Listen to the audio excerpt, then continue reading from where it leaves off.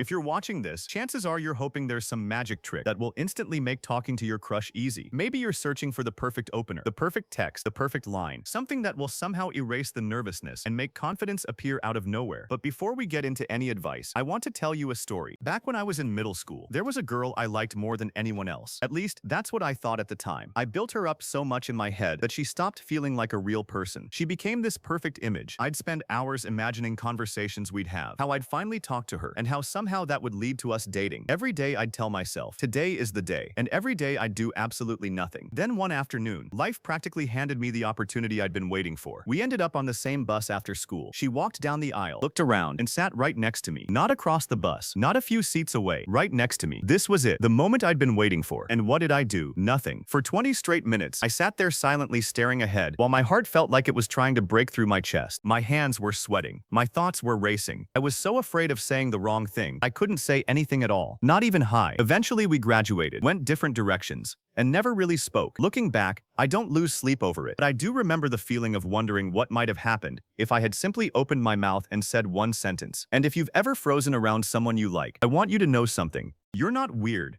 You're not broken. And you're definitely not the only person who's experienced that. The real question is, why does it happen? The answer is surprisingly simple. You've probably placed that person on a pedestal. Think about it. When you're talking to a classmate you don't have feelings for, conversation feels normal. You don't overthink every word. You don't analyze every facial expression.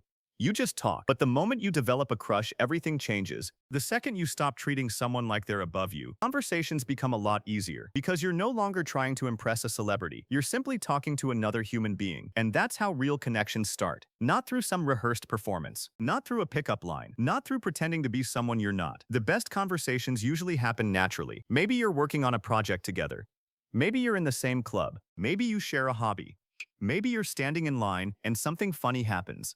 Those moments feel effortless because there's no pressure. You're not forcing a connection. You're allowing one to develop. And that's an important distinction. A lot of people focus on finding the right words.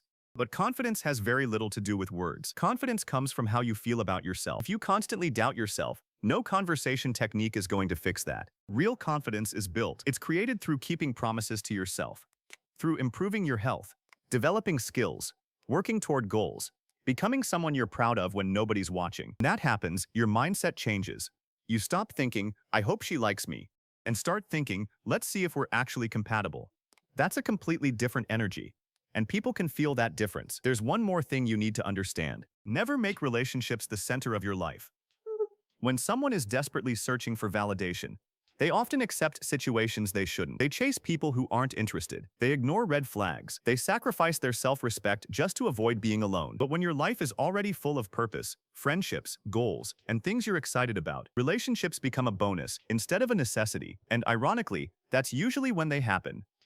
So no, getting a girlfriend shouldn't be your main focus. But that doesn't mean you should avoid taking chances. If there's someone you genuinely like to know better, talk to them. Say hello, ask a question. Start a simple conversation, because rejection might sting for a few minutes. Regret can stay with you for years. Trust me, I know.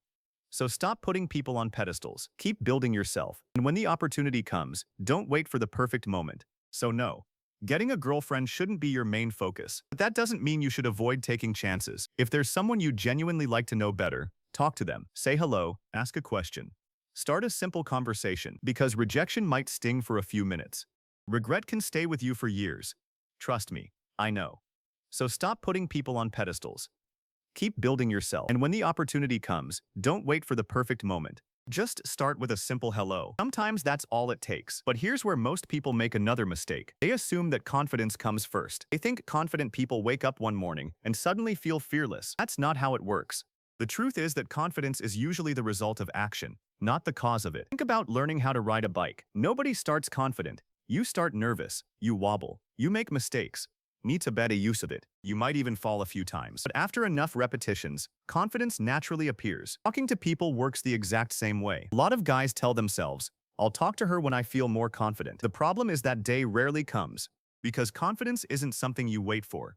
It's something you earn. Every conversation you avoid teaches your brain that social situations are dangerous. But every conversation you have, even awkward ones, teaches your brain that you'll survive. And that's why exposure is so important. Start small. Talk to the cashier. Talk to your classmates. Talk to the guy sitting next to you at the gym. Have random conversations with strangers. Not because you're trying to impress anyone, but because you're training a skill. Most people don't realize that social confidence is exactly that, a skill. Fimint. Feel sant. And like every other skill, it improves with repetition. People who seem naturally charismatic usually aren't gifted. They simply have more experience. They've spent years putting themselves in situations that force them to communicate. They've had awkward conversations. They've been ignored. They've embarrassed themselves. And because of that, they're no longer afraid of those outcomes. That's the secret, not perfection, not talent, experience. And once you understand that, rejection starts to look different too. Most people treat rejection like it's proof that something is wrong with them. But that's not reality. Think about your own life. Have you ever met someone who was perfectly nice but just wasn't your type? Of course you have. That doesn't mean there was anything wrong with them. It simply means there wasn't a connection. The same thing applies when someone isn't interested in you. Attraction isn't a reward for being a good person, and rejection isn't a punishment for being a bad one. Sometimes two people simply aren't compatible. That's all. But when you place someone on a pedestal, rejection feels devastating because you've convinced yourself that this one person is your only chance at happiness. In reality, there are billions of people in the world. And putting all your emotional energy into one person you've barely spoken to is a dangerous game. Which brings me to another hard truth. A lot of people aren't actually in love with their crush. They're in love with the fantasy. They're in love with the version they've created in their head. The imaginary conversations, the imaginary relationship, the imaginary future, and sometimes the real person doesn't even match that fantasy at all. That's why getting to know people matters. Not worshiping them from a distance, not stalking their social media, not spending months creating scenarios in your head, actually talking to them, actually learning who they are. Because real connections are built through reality, not imagination.